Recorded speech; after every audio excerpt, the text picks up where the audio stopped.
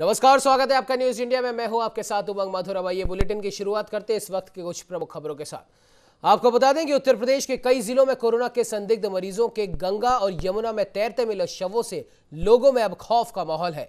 तो वहीं अब अगर उन्नाव की बात करें तो वहां पर इंसानियत को तार तार करने वाली खबर सामने आई है। दरअसल गंगा की घाट पर 500 मीटर के दायरे में अनगिनत शव बिखरे पड़े हैं।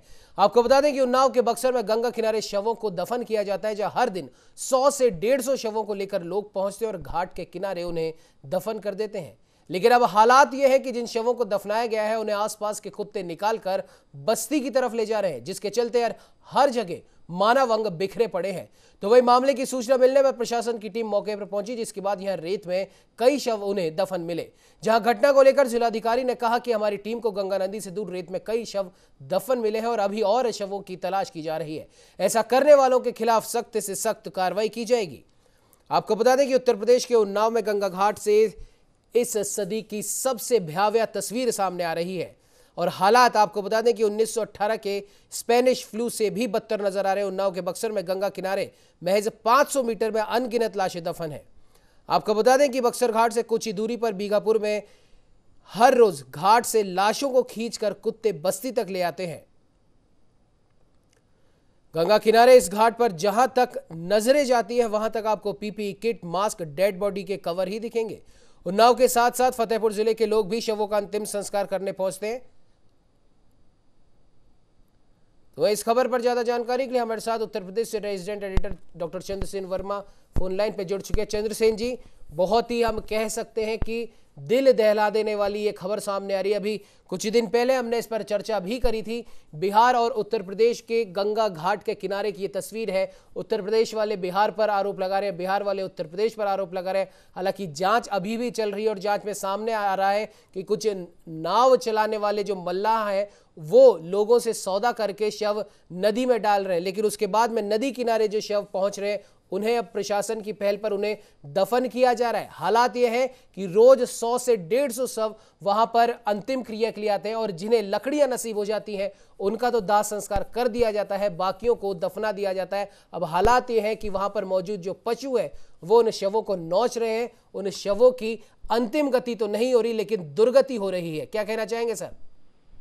बिल्कुल, नदियों में शव बहाने को लेकर के जो घटनाएं सामने आ रही थी, कल एक बहुत बड़ी घटना उत्तर प्रदेश के उन्नाव से आई। ये बहुत ही भयावह तस्वीरें और विजुअल्स हैं जिनको आप ठीक तरीके से देख भी नहीं सकते, क्योंकि जिस तरीके से वहां पर अनगिनत शव मिल रहे हैं और उनको कुत्ते नोच नोच कर लिए जा रहे हैं। उनके शरीर के पार्ट अलग अलग दिखाई पड़ रहे हैं, कहीं हाथ और कहीं पैर दिखाई पड़ रहे हैं। वो बहुत ही भयावह दृश्य है और शायद इस सदी का सबसे ज्यादा भयावह दृश्य देखने को मिला है उन्नाव में। यहाँ पर शुक्लागंज में हाजीपुर के रौतापुर गांव गंगा घाट पे ये कब्रगाह देखा जा रहा है। यहाँ पर लगभग 100 शव के आसपास रोज मिल रहे हैं और इतनी ज्यादा संख्या में मौत हुई है उमंग कि लकड़ियां कम पड़ गई हैं और वहां पर जो शव है लोग रेत में दबा करके निकल जाते हैं। जब पानी आता है वहां पर नदी का तो वो रेत हट जाती है और शव बाहर आ जाते हैं।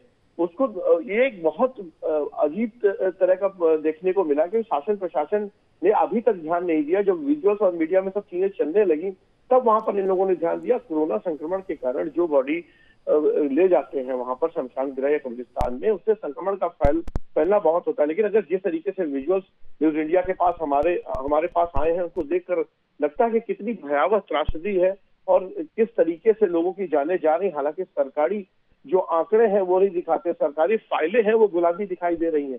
वो लगातार आंकड़े ये भी बता रहे हैं कि संख्या 1000 से कम हो गई है।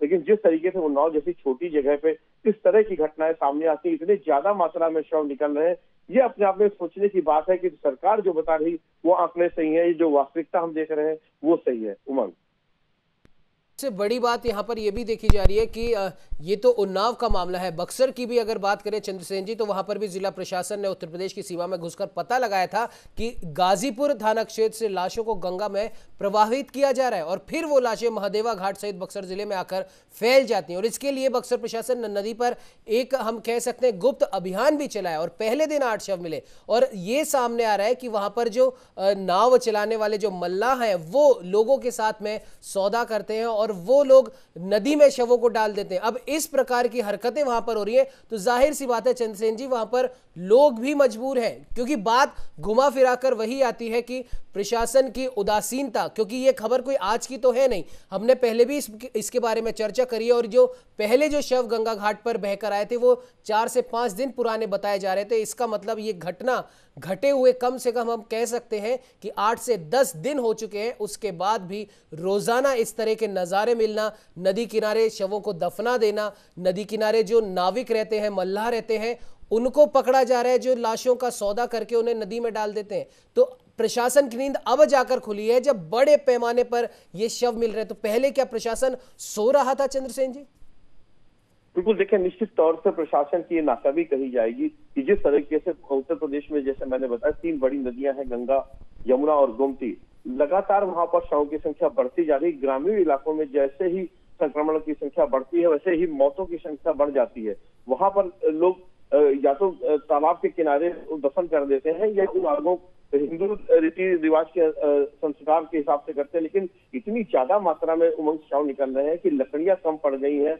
और उसका साफ साफ कारण है क्योंकि संक्रमण भी फैलता है, तो ऐसी स्थिति में रीति रिवाज और सब छोड़ के वो नदी में शव बहा देते हैं। और ऐसे समय में लोग मल्लाहों को पकड़ते हैं, उनसे कुछ पैसे का मोलभाव करते हैं क्योंकि वो खुद बॉडी को टच नहीं करना चाहते। तो वो ले जाकर के, मल्लाह क्योंकि इतनी ज्यादा संख्या में आ रहे हैं, तो वो ले जाकर के नदी में इसी तरीके के शव बहा देते हैं। और उत्तर प्रदेश सरकार ने अपने पुलिस के कप्तानों को और एडीजी को निर्देश दिया है कि नदी के किनारे पेट्रोलिंग बढ़ाएं, वहां पर जितने भी शव मिल रहे हैं उनका पंचनामा करा के उनका अंतिम संस्कार कराएं। और जब उन्नाव के डीएम से बात हुई हमारी न्यूज इंडिया की, तो उन्होंने कहा कि हमारी टीम गंगा नदी के दूर रेत में जितने भी शव दफन मिले हैं और जितने भी अभी और भी तलाश जारी है और ऐसे करने वालों के खिलाफ कार्रवाई की जाएगी। लेकिन ये स्थिति तब होती है कि जब स्थिति हाथ से निकल जाती है। इतनी ज्यादा मात्रा में शव देखने को मिलते हैं, इतनी ज्यादा मात्रा में जो मौतें हो रही हैं उसको लेकर मिलता है।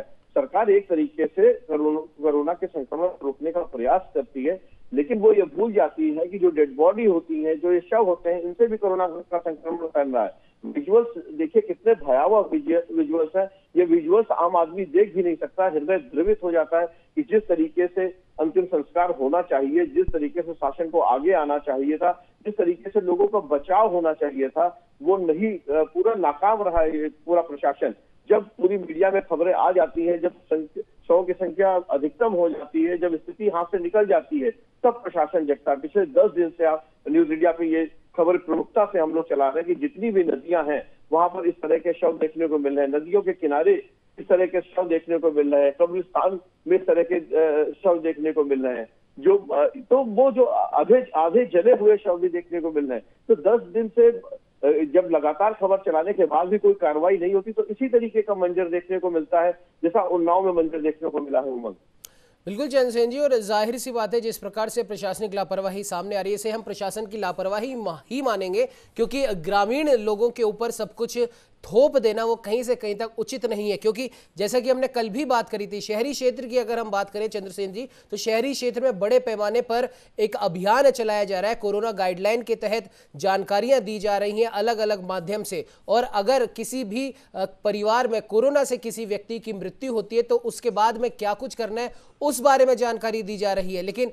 ग्रामीण इलाकों में इस प्रकार की जानकारी नहीं दी जा रही। इक्का दुक्का अगर पंचायत स्तर पर अगर जानकारी दे दी तो ठीक है, लेकिन बहुत हद तक ये जानकारियां ग्रामीण इलाकों में नहीं दी जा रही। तो जाहिर सी बात है ग्रामीणों को जो भी अधकचरी जानकारी उनके पास में है उस हिसाब से वो व्यवहार कर रहे हैं। और जाहिर सी बात है चंद्रसेन जी, ये तो शव मिलने का मामला है, और अगर हम हिंदू या किसी अन्य धर्म की धार्मिक मान्यता के अनुसार बात करें तो तर्पण, श्राद्ध, अस्थि विसर्जन या फिर शव का जो प्रॉपर तरीके से उसको दफन करने की जो रीति नीति होती है, उसका जो हम कह सकते हैं कि वो इसलिए की जाती है ताकि जो भी मृत व्यक्ति है उसे मोक्ष की प्राप्ति हो या फिर वो अपने अंतिम स्थान पर पहुंचे। और फिरोजाबाद के शमशान घाट की अगर हम बात करें चंद्रसेन जी, 350 से भी ज्यादा अस्थि कलश अपनों का सिर्फ इंतजार कर रहे हैं।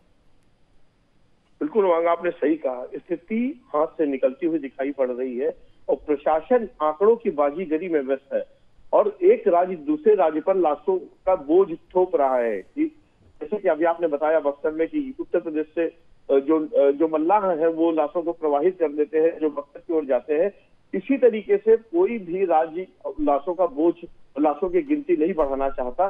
तो ऐसे समय में ये मानवीय जो हमारी पहल होती है वो धूमिल होती दिखाई दे रही है। जैसा आपने कहा कि मोक्ष की ओर होता है, तो इस समय जो आदमी जिसकी मृत्यु हो गई है वो मोक्ष की बात तो बहुत दूर की बात है, लेकिन ये संक्रमण का समय है उमंग, क्योंकि जो प्रोटोकॉल कहता है कोविड का, उसका कहीं पालन नहीं हो पा रहा है। जबकि एक प्रोटोकॉल ये कहता है कि पीपीई किट में पॉलीथीन में पैक करके किसी को भी उसके दर्शन नहीं कराने, पैक करके उसको अग्नि में विसर्जित कर देना है ताकि उसे संक्रमण ना फैले।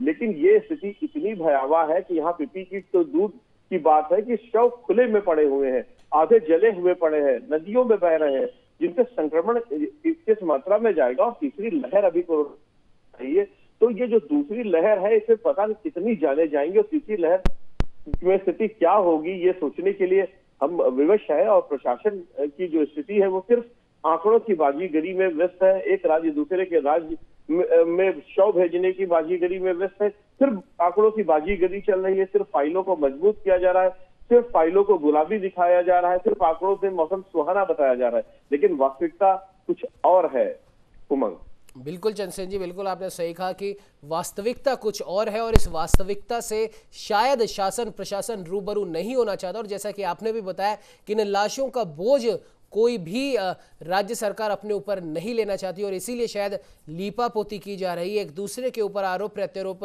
लगाए जा रहे हैं। और इन शवों की जो हम कह सकते हैं जो इन्हें अंतिम गति मिलनी चाहिए थी, अंतिम गति तो इन्हें नहीं मिल रही, इनकी दुर्गति जरूर हो रही है। फिलहाल अब देखने वाली बात होगी कि प्रशासन कब इन शवों को इनकी दुर्गति होने से बचाकर इन्हें अंतिम गति तक पहुंचाएगा। फिलहाल इस खबर पर तमाम जानकारी देने के लिए आपका बहुत बहुत धन्यवाद।